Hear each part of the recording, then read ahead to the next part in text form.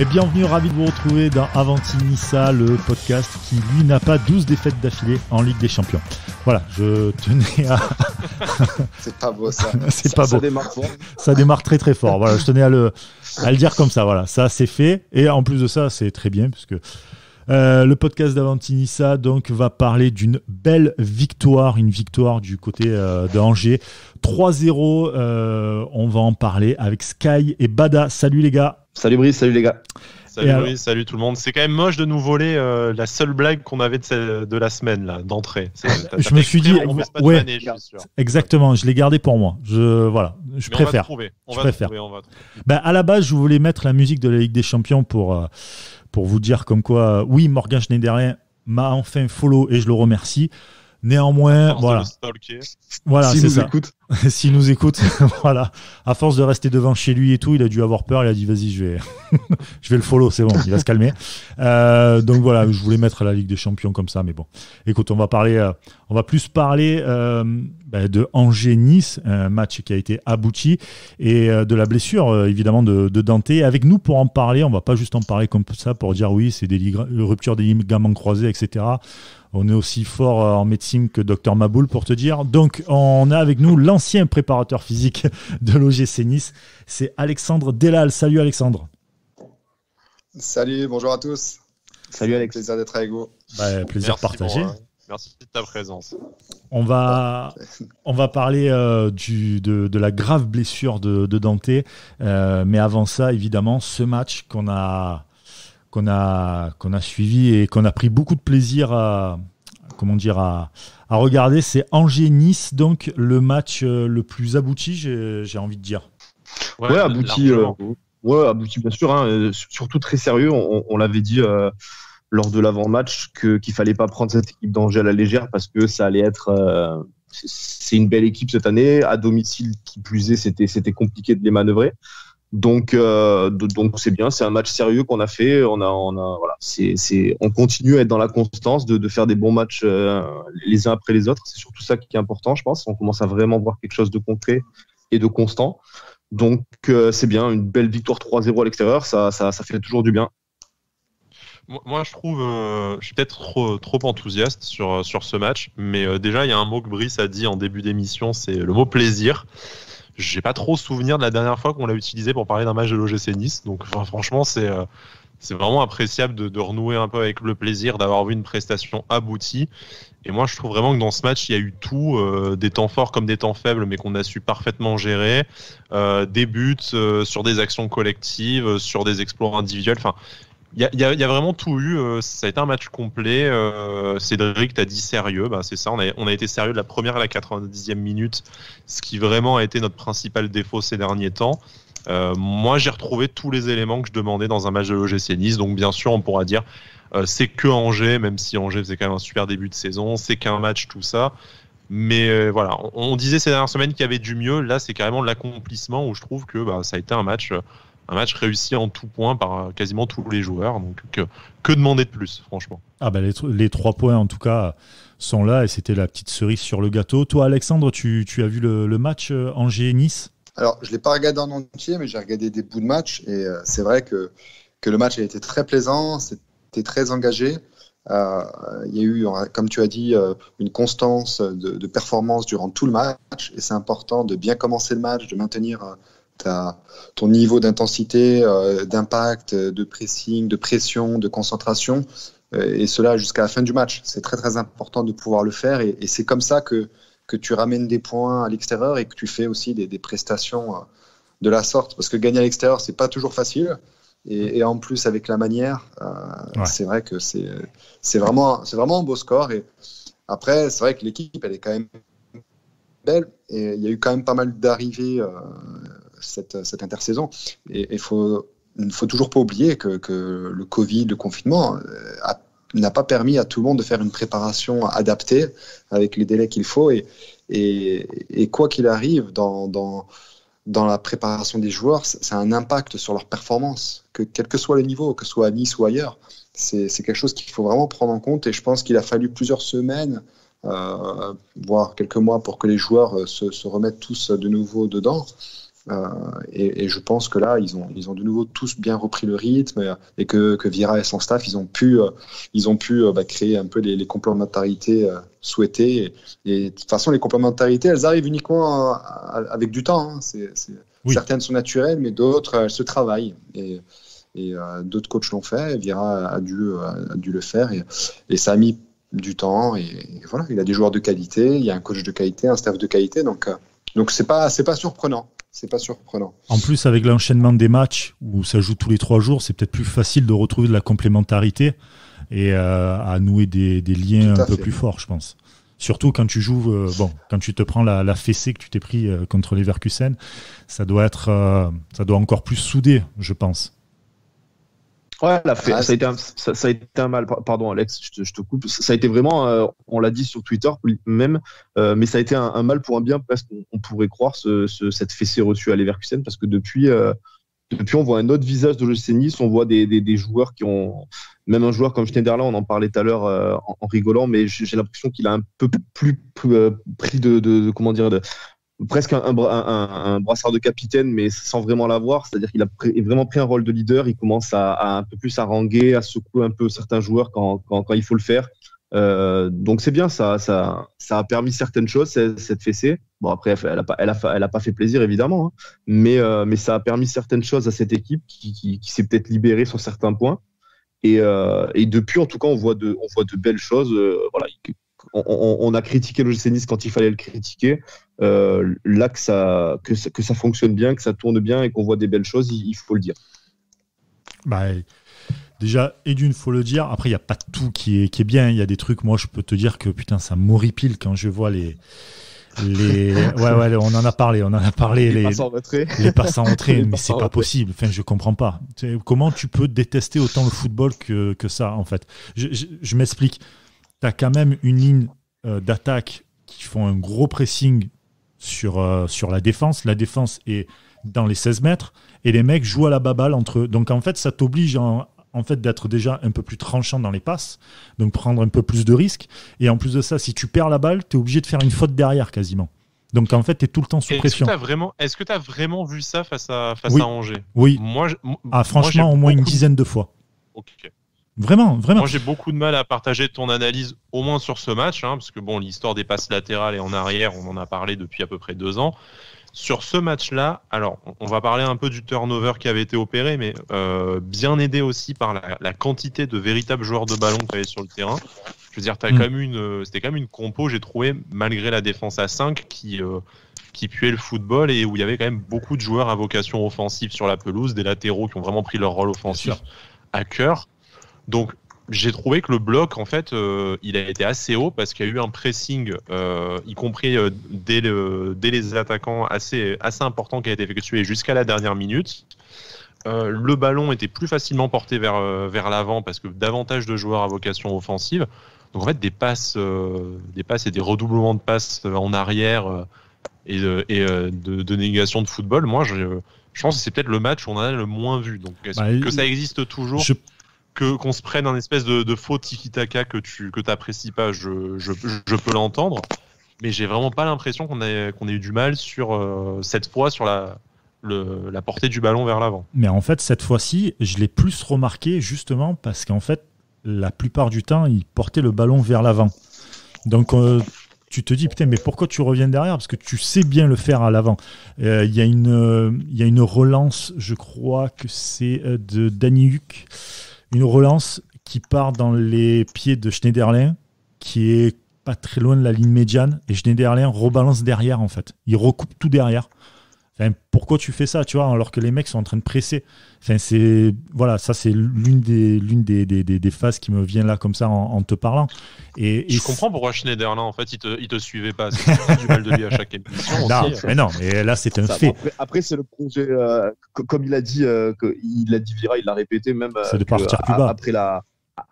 Après la boulette limite de Benitez contre Saint-Etienne, il a dit que il prenait entièrement la responsabilité de ce but parce que c'est lui qui réclame ça, de vraiment partir de derrière, de prendre des risques même, parce que vraiment, comme tu l'as dit, c'est vrai que par moment on prend clairement des risques. Voilà. Après les joueurs appliquent ce que Vira veut mettre en place. Donc, est-ce qu'on peut vraiment leur en vouloir sur ça? Je suis pas vraiment sûr. Mais moi, si je peux me permettre, vas-y, je t'en prie. déjà à l'époque de Claude Puel et de Lucien Favre, c'était une recommandation de repartir de derrière. À l'époque, c'était pas Benitez, c'était David Ospina.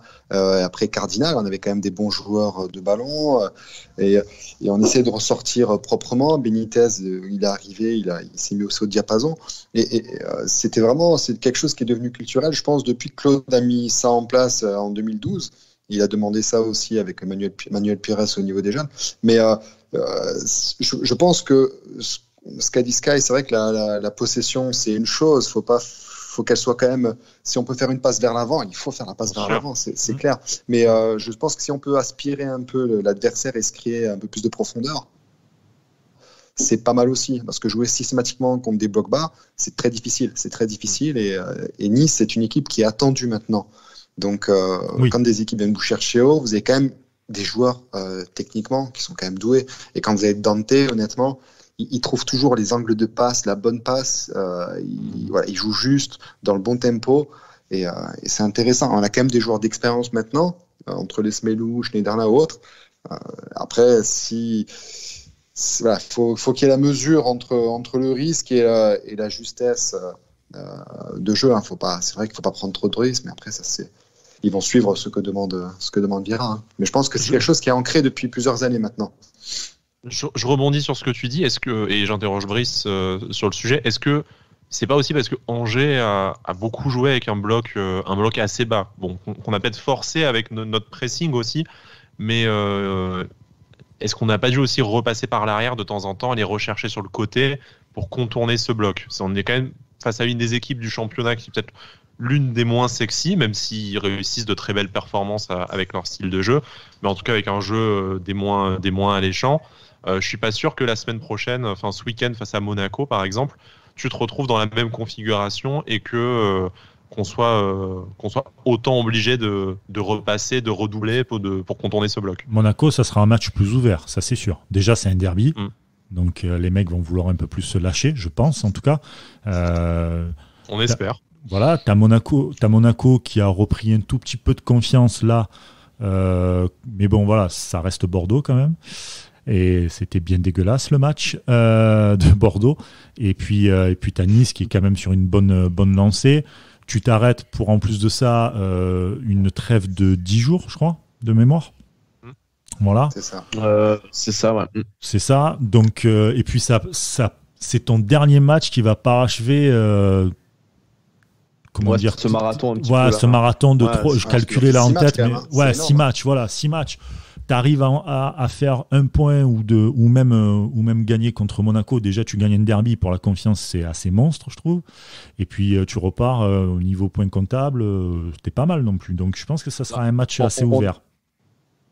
On en parlera après du match de demain d'Europa League, mais je pense que ça va aussi jouer dans les têtes. Si tu vas à Prague en ramenant des points de là-bas, vu la série que tu as enclenchée au niveau des résultats, tu peux arriver contre Monaco avec une bonne physionomie, avec des joueurs qui sont un peu libérés parce qu'ils ont pris des points. Donc je pense que ça peut jouer quand même le match de demain. Il peut jouer dans les têtes, surtout pour un derby, on le sait. On a une équipe qui est jeune, donc s'ils arrivent avec un plein de confiance, je pense que ça peut être décisif pour le derby.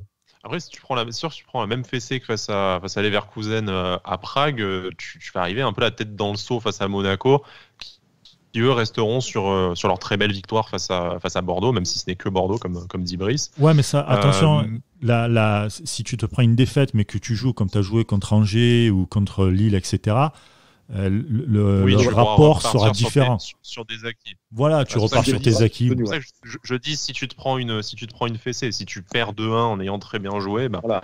Pas de regret, tu auras peut-être l'esprit revanchard. Mais au-delà de la fraîcheur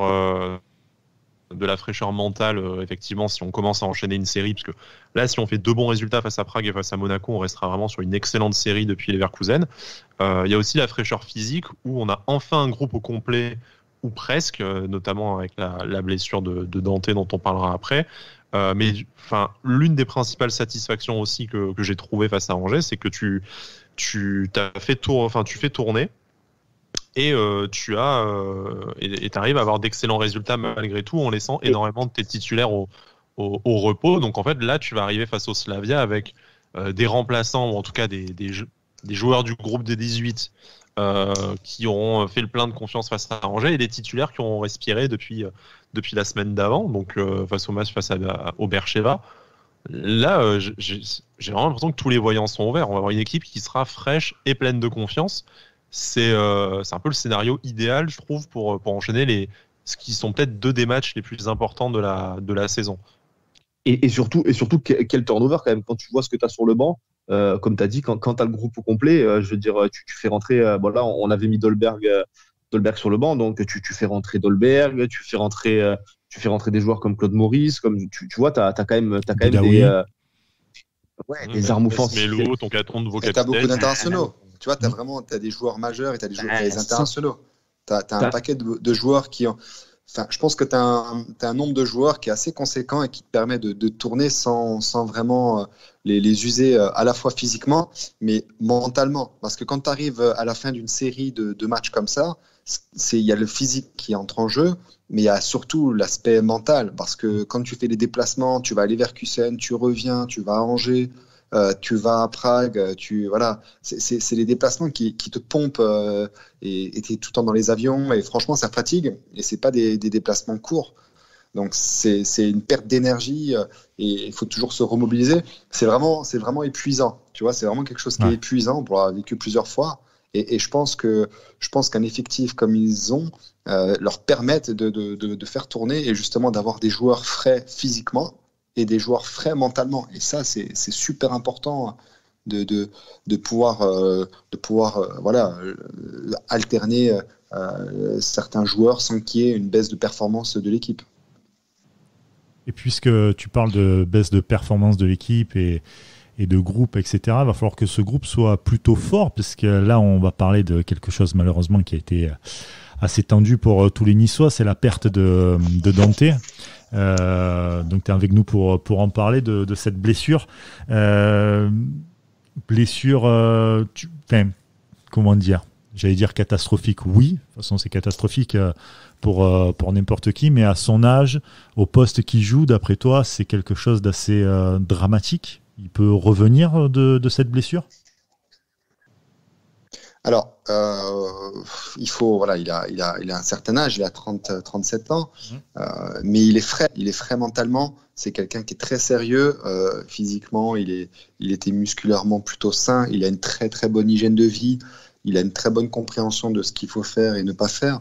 Donc, je suis pas forcément inquiet parce que un ligament croisé, bon, c'est une blessure qui est longue parce qu'il y a des délais de cicatrisation qui sont incompressibles et voilà, on ne pourra pas aller au mois de mai, il pourra peut-être reprendre l'activité, mais au-delà de ça, c'est quelqu'un qui est frais mentalement, qui a envie, qui a la gagne. Moi, pour avoir discuté avec lui encore ces derniers temps, il a faim, il a encore faim. Le jour où il n'aura pas faim, il arrêtera, il le dit de lui-même. Mais là, il a faim, il est jeune dans sa tête, il a envie de continuer, il a envie de donner plein de choses aux jeunes qui arrivent, il est en complémentarité avec le staff, tout se passe bien, il a envie de participer à ce projet OGC Nice et de l'amener le plus haut possible. Donc je pense que moi je vois pas que ce soit, pour moi c'est triste, je trouve ça très triste, je suis déçu parce que humainement c'est une personne extraordinaire en dehors du terrain et dans le vestiaire, il est irréprochable et sur le terrain il est toujours en train d'être positif, d'amener ses joueurs malgré son âge. Moi c'est quelque chose qui m'avait surpris, il venait du Bayern de Munich, capitaine, il avait gagné la Champions League voilà, quelques années avant et il vient chez nous et tout le monde pensait qu'il allait faire un peu la star. Pas du tout.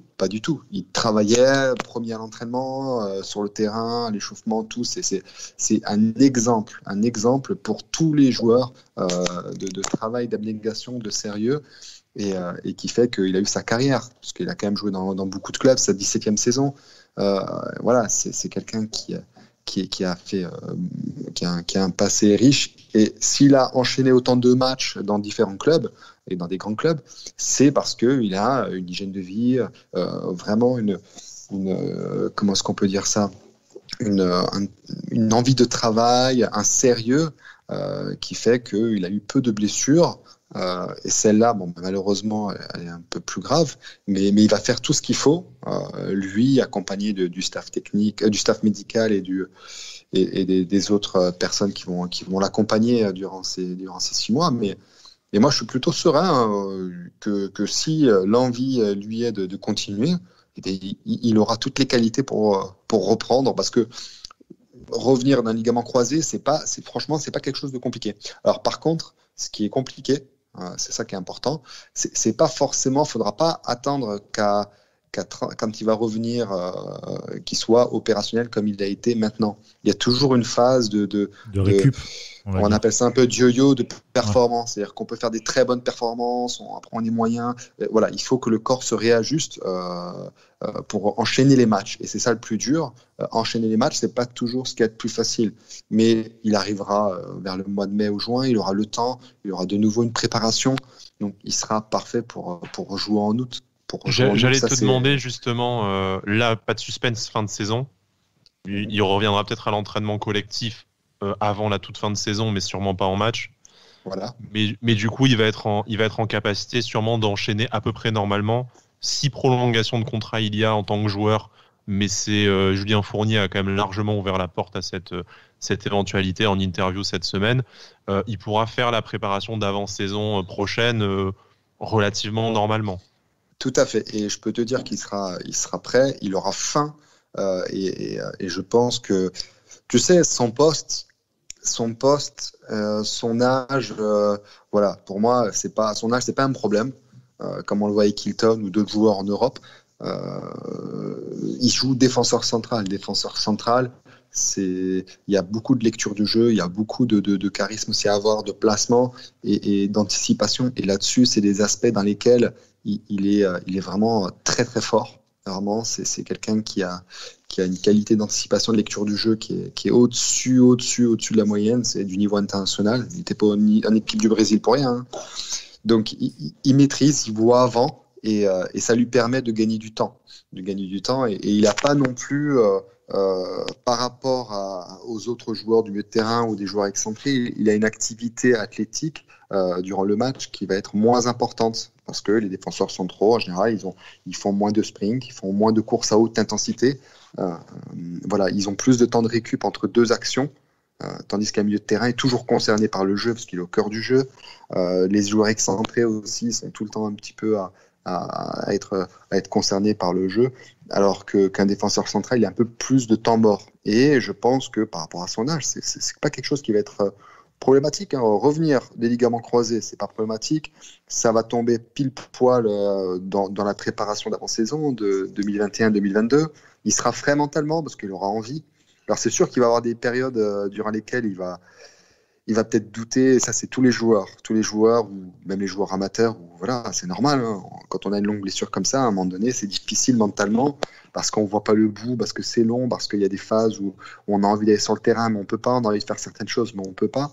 Ben, ça fera partie du quotidien et du rôle des personnes qui l'accompagnent. Mais il va arriver, ça je vous le garantis, il y a zéro doute là-dessus, frais mentalement et avec une envie décuplée de montrer que, au contraire, il peut et il va pas terminer comme ça. Il terminera pas sur une blessure, c'est pas possible. Je vous le dis clairement, il voudra pas et moi, c'est un compétiteur, c'est un gagnant, il le fera pas.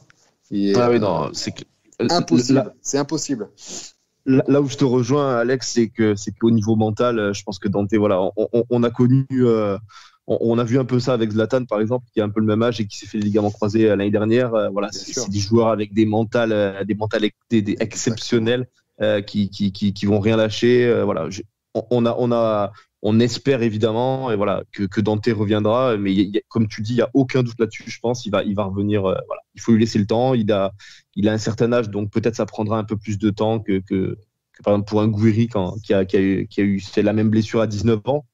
Mais il reviendra. Voilà, comme l'a dit Sky, il va sûrement prolonger parce qu'il est dans sa dernière année de contrat. Mais voilà, Fournier a laissé clairement la porte entrouverte pour une prolongation. Il a dit prolongation comme joueur ou dans le staff, donc ça rejoint un peu ce que disait Alexandre. Ça va être à sa main. S'il a encore faim, il fera une saison de plus ou peut-être davantage comme joueur. Et s'il en a marre, on l'accueillera avec grand plaisir dans les structures du club. Mais Ouais, je le vois mal finir là-dessus. Non. Tu le vois finir à Angers sur une blessure, sans manquer de respect à Angers, mais c'est Dante quand même. Tu vois ce que je veux dire, c'est Dante avec tout le vécu, avec toute l'expérience et toute la carrière qu'il a.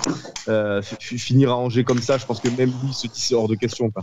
Non, puis indépendamment de sa blessure, je pense qu'il était en fin de contrat, mais que c'était largement ouvert pour une prolongation et que là, il en est à prolonger un peu année par année. À son âge, c'est normal en fonction de ses envies. Voilà, mais le club a été assez transparent là-dessus. Ils veulent le garder après. Donc, au pire, s'il fait une saison où il n'est plus titulaire, et voilà, comme Alexandre disait, il va y avoir une réadaptation aussi, malgré tout, pendant au moins la durée de sa blessure après coup, à enchaîner les matchs. Peut-être qu'il servira de troisième homme ou de quatrième homme en défense centrale parce que Danilo, Kensoki se seront imposés pendant son absence et qui viendra jouer, au lieu de jouer 40 matchs par saison, il en jouera que 10 ou 15. Mais c'est un rôle qui peut aussi lui convenir à un défenseur central de 38 ans. De grand frère et puis c'est un mal pour un bien parce qu'on va peut-être voir aussi l'éclosion de Pelmar, de Daniyuk. Ça force un peu la transition, voilà. Je pense. Pas dans les meilleures conditions possibles et pas dans ce que espérait le club, à mon avis. On va très vite voir jeudi si ça a un impact direct sur les performances sportives de l'équipe. Julien Fournier a laissé aussi la porte ouverte au recrutement d'un défenseur central en janvier si la situation l'imposait. À voir, hein. Après ça va aussi dépendre de la forme de Nsoki. Patrick Vieira en conférence de presse a dit que selon la blessure de Nsoki, on reviendrait peut-être à 4 derrière. C'est vrai que c'est dommage de perdre un défenseur central au moment où tu avais trouvé ton système qui nécessitait 3 centraux. Mais tant qu'on en a 3 qui sont opérationnels, Schneiderlin peut redescendre aussi à ce poste-là, disait Patrick Vieira. Exactement, c'est ce que j'allais dire aussi. À voir comment ça va se... Le mercato hivernal arrive vite aussi, hein. On est déjà début novembre.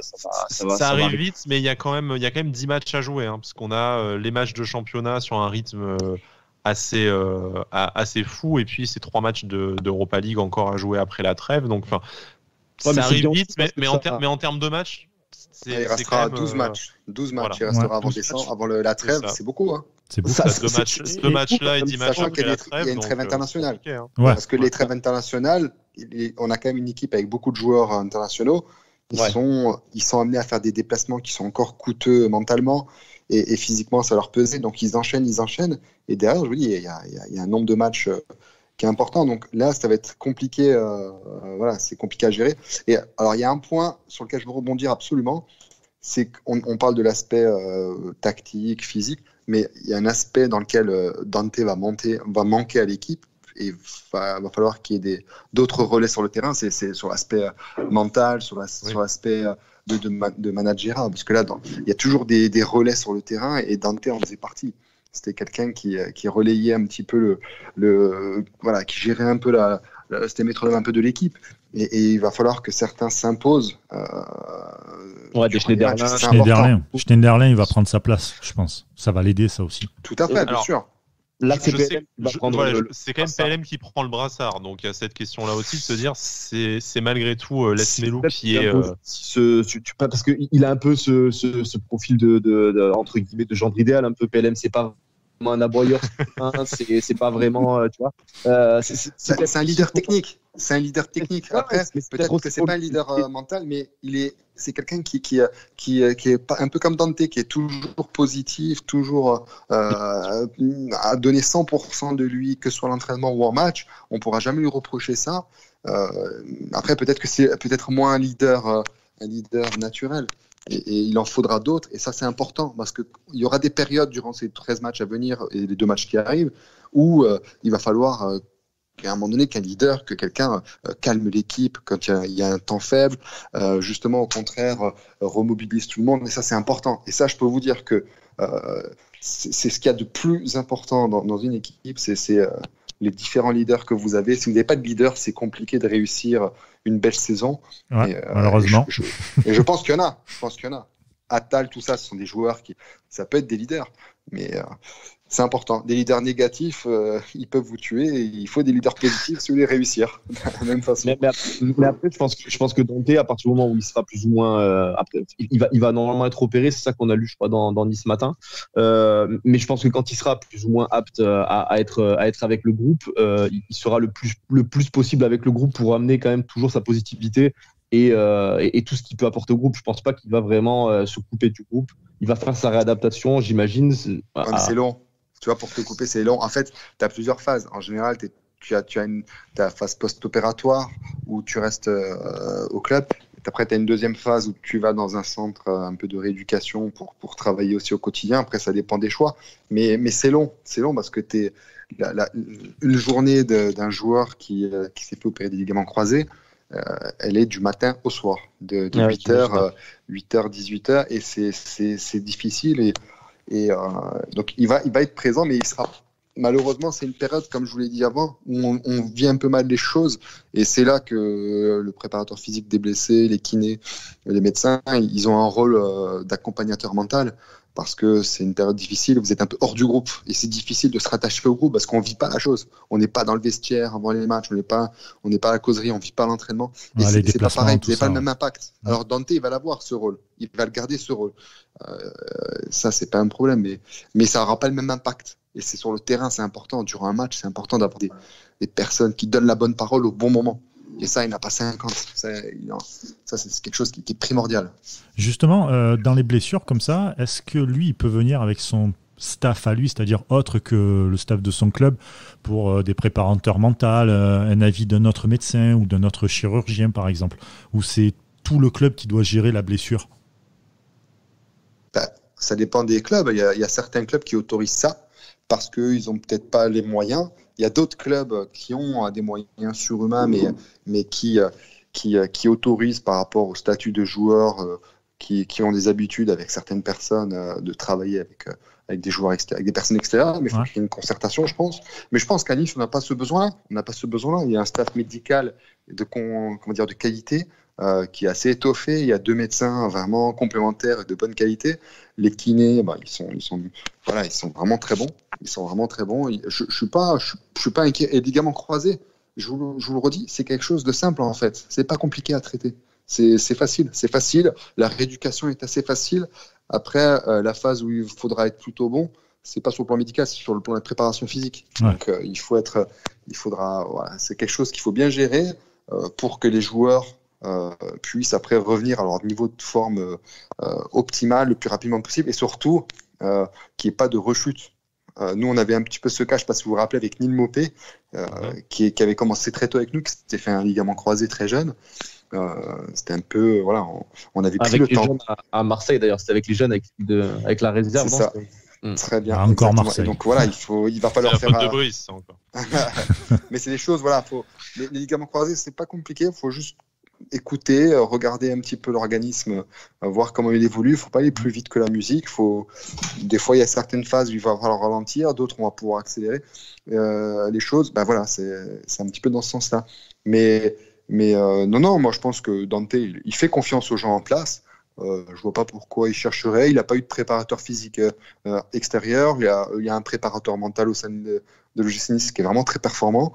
Je vous dis, la structure de l'OGC Nice, depuis 2012, elle a évolué de manière très très positive et je pense qu'on n'a plus grand-chose à envier maintenant au grand club. On a encore quelques ajustements à faire, mais en termes de staff, de composition de staff, on est pas mal, que ce soit technique, médical, ou même au centre de formation ou à la préformation. Ce qui a été mis en place par Julien Fournier et Jean-Pierre River et maintenant avec notre ami anglais, c'est quand même relativement très intéressant. Et je pense que c'est une fierté pour Nice d'avoir un club qui s'est structuré avec patience, parce que c'est ça le plus dur. C'est des fois, il faut un peu de patience. Et je pense que Julien Fournier, là-dessus, et Jean-Pierre River, ils ont quand même amener les choses étape par étape sans essayer d'aller trop vite et le club a quand même joué, on va dire, 4 fois la Coupe d'Europe, 5 fois la Coupe d'Europe en 8 ans, c'est quand même pas mal. C'est quand même pas mal. Donc, J'allais te poser la question justement, puisqu'on a la chance de t'avoir sous la main là pour cette émission. C'est vrai qu'à l'époque, le staff médical dont tu faisais partie a été sujet de beaucoup de critiques et je m'inclus dans ceux qui avaient fait les critiques à l'époque. On avait notamment énormément de problèmes de blessures musculaires et je pense que ça faisait peut-être partie des blessures difficiles à résoudre et à gérer dont tu parlais par rapport aux ligaments croisés. Non, pas du tout. Non, parce que en fait, je pense qu'il y a eu un problème peut-être de communication en interne. Parce que, alors, je vous le redis, en termes de blessures musculaires, on n'a jamais eu plus de 30 blessures musculaires par saison. On faisait partie des équipes qui avaient le moins de blessures musculaires. Simplement, on n'avait pas un effectif qui était important. Donc, dès qu'on avait un joueur qui se blessait, forcément, c'était un titulaire. Il n'y avait personne derrière, oui, effectivement. Il n'y avait personne. Et pourquoi ? Parce qu'on était tout le temps tiré sur les mêmes joueurs. On n'avait pas beaucoup de joueurs. Et il n'y a pas de problème, on le savait. Mais c'était un choix. Et on le faisait comme ça, on n'avait peut-être pas les moyens. Mais en termes de blessures musculaires, on en avait déjà beaucoup moins que ce qu'il y a depuis 3 ans. Ça, c'est clair, les chiffres sont là pour le montrer. On n'avait pas eu beaucoup de blessures musculaires, je vous le redis. C'était vraiment. On a eu une saison, on a eu pas mal de blessures. C'est l'année où on est passé à l'Alliance Rivera. Et très compliqué. Je me souviens qu'on avait pu échanger. Tu étais sur Twitter à l'époque et tu avais la gentillesse d'échanger là-dessus avec la plupart des supporters. Tu parlais notamment de la blessure comme cause des blessures de la pelouse de l'Alliance qui était très dure. On sait qu'aussi au passage au nouveau centre de formation, avant que Scott Brooks du coup nous rejoigne là pour s'occuper des pelouses, on a eu quelques soucis de terrain, on a dû retourner à Charles Herman après pour s'entraîner à cause de problèmes de pelouse. Exactement. Est-ce que ça a vraiment un impact sur nous pro-fans ? Mais carrément. Je prends l'exemple. Alors là, en fait, comment expliquer le changement de surface, c'est-à-dire passer d'un terrain dur à un terrain mou, va créer un petit peu des micro-traumatismes au niveau des tendons, au niveau musculaire. Et si vous voulez, les joueurs, ils sont habitués à jouer sur certains type de pelouse, et si vous les avez habitués à jouer sur des terrains plutôt mous, vous passez sur un terrain comme l'Alliance Rivera qui était hyper dur en profondeur. Quand je vous dis hyper dur, c'était très compliqué, et à la fois le terrain, on avait des plaques qui glissaient. Je ne sais pas si vous vous rappelez les premiers appuis des joueurs, il y avait chaque fois des mottes qui partaient. Mais c'était dangereux, et je sais que Julien Fournier et d'autres personnes à l'époque, tout le monde a pris ses responsabilités. Les gens de l'Alliance Rivera, ils ont changé plusieurs fois la pelouse, pas pour rien, parce qu'on a fait des mesures de dureté. Je pense que Scott, s'il était venu à cette époque-là, il aurait dit mais non, on peut pas jouer sur un terrain comme ça, c'est impossible. Non mais vraiment, c'est affolant. Et jouer sur un terrain dur comme ça, où vous savez pas comment vous cramponner, vous mettez des crampons durs, vous allez avoir des problèmes à la chaîne postérieure au niveau des mollets et des ischios. Vous allez au contraire pas mettre des crampons trop hauts, vous allez faire quoi ? Vous allez glisser, vous allez prendre sur vos adducteurs, vous allez avoir des problèmes d'appui. C'était très délicat. Et d'ailleurs, moi, attention, je me suis jamais caché. J'ai dit, ça fait partie des choses. On n'avait pas trouvé la parade parce que on s'attendait pas à avoir un terrain aussi dur. Donc on n'a pas trouvé la parade de suite. Mais au bout d'un an, quand ils ont changé la pelouse, il n'y avait plus de problème. Donc ça fait partie des choses des fois qu'il faut faire. Et de la même façon, le nouveau centre d'entraînement. Les terrains étaient aussi très durs, ils ont changé la chose, ils ont repris un peu les choses. Je ne sais pas maintenant comment il est, mais je sais que Scott il a tout fait déraciner parce qu'il s'est rendu compte de la même chose. Donc on se connaît pas, on n'est pas de la même culture, on a fait le même constat, donc à un moment donné, voilà, c'est qu'il y a une vérité. Moi j'aime pas me dédouaner des choses, je prends mes responsabilités. Mais c'est vrai que je trouve qu'on a été un peu sévère avec le staff médical aussi. Moi, ça fait partie du métier. Quand il y a une blessure, on trouve toujours que c'est pas normal. Mais des joueurs sur lesquels on tire tous les jours, à un moment donné, la blessure, elle est humaine, elle est naturelle. Et c'est triste, mais voilà, c'est comme ça. Il faut trouver des solutions, les réduire. Mais dans un staff normal, on sait qu'on va avoir dans un effectif... avec une vingtaine de joueurs, on va avoir entre 20 et 30 blessures musculaires par saison. Et c'est la norme. Ça veut dire que c'est normal. Après, il y a des équipes, ça je vous en parlais, mais il y avait des équipes qui avaient plus de 60 blessures musculaires, qui jouaient, qui avaient des effectifs plus importants que nous. Et si on montrait les chiffres, je comprenais pas. On disait qu'on avait plein de blessures, alors que non, c'est pas vrai, on avait quelques blessures. Et après, on pointait du doigt certains joueurs qui voilà, on avait 2-3 personnes, on n'avait pas une côte, on avait 2-3 joueurs qui malheureusement ils n'ont pas eu beaucoup de chance. Il faut c'est un peu les stats à lui tout seul, le pauvre. Je suis triste parce que c'était vraiment un super joueur, mais voilà, c'était très compliqué. Et malheureusement, tout ça, faut pas pointer du doigt. Moi, je suis pas pour pointer du doigt les blessures. Je suis plus pour positiver, trouver des solutions. Et voilà, je vous dis, on peut pas demander avoir une intensité énorme aux joueurs sans que à un moment donné ils soient sur de l'autre côté dans le rouge, on va dire, parce que vous êtes toujours sur un fil de rasoir. c'est difficile de demander d'être un joueur à 100%. Il est même des fois en sur-régime. Regardez là, vous faites des périodes de 6 matchs en 18 jours. C'est vous tous les 3 jours des déplacements. Humainement, déjà, juste faire les déplacements, tout ça, c'est difficile.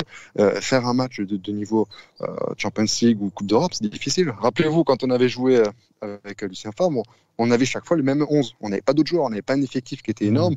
Pourtant, il a été critiqué pour ça, Lucien Favre, d'ailleurs. Il avait été on n'avait pas d'effectif. On n'avait pas d'effectif. On n'avait pas 25 joueurs internationaux, tout ça. Donc lui, il savait. On n'a pas eu de blessure. C'est comme ça. Il y a plein de facteurs à prendre en compte. Les blessures font partie de la saison. Et c'est là que justement avoir un effectif au complet vous permet de maintenir un niveau de performance, de continuer à engranger des points, et que certaines équipes, dès qu'ils vont avoir 3-4 blessures, eux ils seront un peu plus en difficulté, ils auront moins de points, et c'est là que la différence se joue. Gros effectifs, qualité d'entraîneur, qualité de staff technique, qualité de staff médical, ça fait tous ces petits points additionnés font qu'à la fin de saison vous êtes dans les 5 premiers en général. On espère en tout cas que Nice y sera dans les 5 premiers en fin de saison et que la qualité de jeu amènera très certainement une victoire contre le Slavia Prague. Le prochain match donc de l'OGC Nice, c'est en Europa League. C'est ce jeudi. Qu'est-ce qu'on peut attendre de cette équipe qui souffle, souffle le chaud et le froid. je me perds. Souffle le chaud et le froid. Ils perdent contre Beersheva. Ils gagnent contre Leverkusen. Alors que sur le papier, on aurait pensé l'inverse. Vous vous entendez à quelle équipe, vous ? Alors, j'ai vu sur Twitter, moi, qu'il allait leur manquer pas mal de joueurs. Je ne sais pas si c'est des blessés, des suspendus, des cas de Covid, mais j'ai lu sur Twitter, j'ai vu passer ça, comme quoi ils allaient leur manquer quelques joueurs. Ouais, 5 titulaires absents. Quand tu dis aux gens sur Twitter, c'est le plan que j'ai fait d'avant-match, enfin d'avant-émission. Tu fais genre t'as cherché, mais c'est moi qui t'ai préparé. Non, oh là là, oh là là, ça fait les croisés, tout de suite. Oh là là. J'ai vraiment passé un tweet en disant que le coach du Slavia, il dit on va faire un peu comme on peut. Je crois clairement il a dit ça. Ils ont 5 titulaires absents, effectivement, ce qui est quand même pas négligeable. C'est la moitié, quoi. La moitié des joueurs de champ. C'est ça. Donc voilà, on va évidemment espérer une victoire. Ça pourrait nous mettre là avec les résultats qu'il y a eu lors de la deuxième journée d'Europa League. Ça a remis tout à 0. On repart clairement à 0. Donc une victoire contre Prague, qui plus est là-bas, ça serait vraiment une belle affaire, je pense. Je pense qu'il faut prendre 4 points sur si tu prends 4 points sur la double confrontation face à Prague, tu te mets vraiment dans d'excellentes dispositions pour la suite. Il ne faut pas perdre. Voilà. Il ne faut pas perdre. Si jamais tu prends que 2 points avec 2 matchs nuls, tu seras peut-être un peu raide à devoir aller jouer ta qualif en Israël lors de la 6e journée. Si tu arrives à prendre 4 points, je pense que c'est vraiment top. Ça t'autorise à ne pas battre Leverkusen à domicile. Bon, si tu le fais, tant mieux, t'es qualifié, je pense. Il faut le faire. Et peut-être aller chercher juste un nul à Beersheva, mais ça t'enlève vraiment l'obligation de faire 6 points sur les 2 derniers matchs, ce qui me semble extrêmement C'est ça. Tu vas regarder le match, j'imagine, Alex, demain ? Ouais, bien sûr. Prague, on les avait joués en match amical à l'époque. C'est pas un bon souvenir. C'est vrai que c'est pas un bon souvenir, oui et non. C'était un match amical. Les matchs amicaux, tu gagnes, tu perds. Voilà, tu testes beaucoup de choses. Mais c'est vrai que c'est une équipe qui est solide. C'est une équipe qui joue la Coupe d'Europe chaque année. Mais tu vois, ce qu'on disait il y a quelques minutes, il leur manque 5 joueurs. Nous, à Nice, il nous manque 5 joueurs. On a encore une équipe compétitive. Et c'est ça qui est important. Et c'est là, sur la durée, ça va payer. Et je pense que tu peux faire un résultat, parce que Beersheva, je sais qu'ils avaient pas mal d'absents aussi contre nous. Donc, tu vois, au niveau de leur qualité, ça a de suite fait baisser leur niveau. Parce que je sais qu'au complet, c'est une équipe qui est pas facile à jouer là-bas. C'est pas facile d'aller gagner là-bas, je pense. Prague, là, tu les prends au bon moment. Tu es positif, tu as fait reposer les cadres.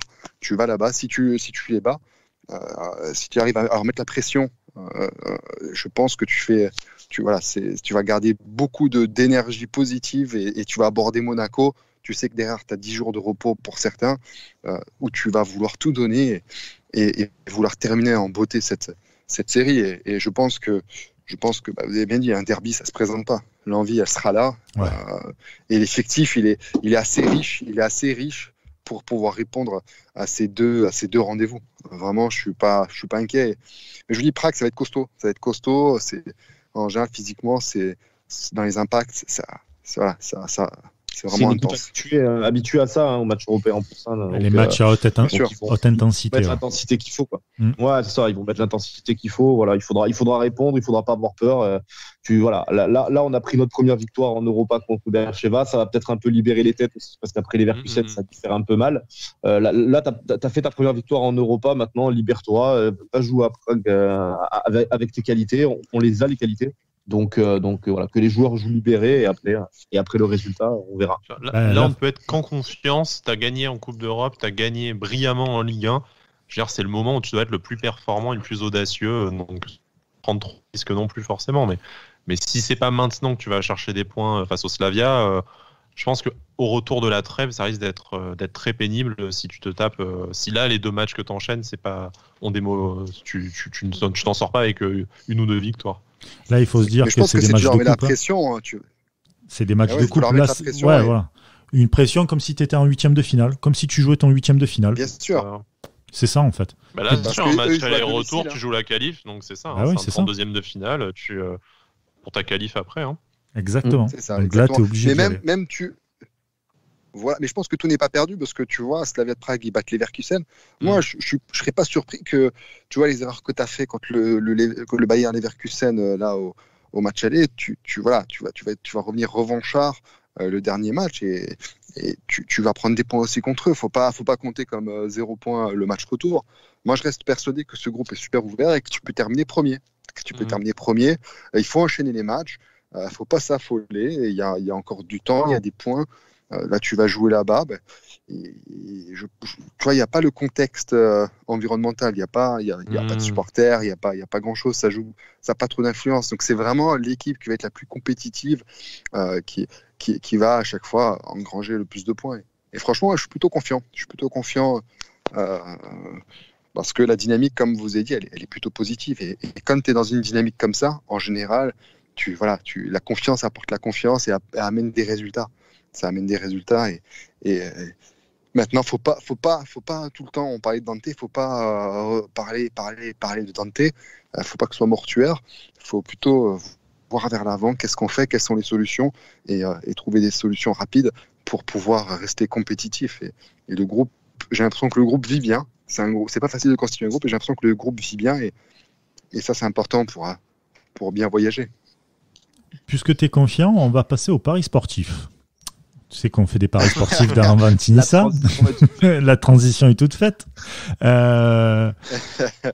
Imaginons, on te dit de parier 1 N2, donc Slavia Prague, nul ou Nice. Tu mettrais quoi, toi? Tu mettrais Nice? Moi, le problème, c'est je suis niçois de cœur. Je peux pas, non, c'est fini. Je peux pas. Ah, mais moi, je suis Marseillais de cœur. J'ai parié pour Porto, tu vois. Donc, voilà. Non, t'es un faux Marseillais. Non, je suis pas un faux Marseillais. On a l'habitude de pas. Non, on peut pas entendre ça. On a l'habitude de trahir dans l'émission, de parier contre Nice. Voilà. Mais en fait, vu qu'on est très mauvais en paris sportif, secrètement, on pense qu'en pariant contre eux, ça va marcher, tu vois. Alors, par contre, j'ai une théorie là-dessus. Il faudra être solide. Non, stop, tes théories, elle marche pas. Allez, non, si. J'ai une théorie. Quand je mise sur le match et que je dis ouais, ça va être ça ne se passe pas. Donc là, moi, je vous annonce, je ne mise rien. Et vous allez voir, ça. Je ne mise rien. C'est pas une théorie, c'est juste que t'as une merde en prono, quoi. Non, j'ai une théorie. J'ai une théorie. Ça différemment. Voilà, j'ai une théorie. Je vais vous dire le truc, je vais pas miser. Vous allez voir que ça va passer. Vous verrez. Ce qu'on ne vous dit pas, chers auditeurs, c'est qu'en off, Brice est en train de nous tanner, genre, faut qu'on ait fini dans 3 minutes, les gars, je suis pressé, mais en ligne, il nous dit, les gars, j'ai une théorie, je vais prendre le temps de vous expliquer. C'est ça. Insupportable type. C'est incroyable, c'est magnifique. Moi, je vois un petit 1 partout, un petit 2-1 pour Nice. Ah, le 2-1 est coté à 9 pour Nice. Tout à fait. Mais moi, j'y crois. Je pense que vraiment, ils ont l'équipe pour.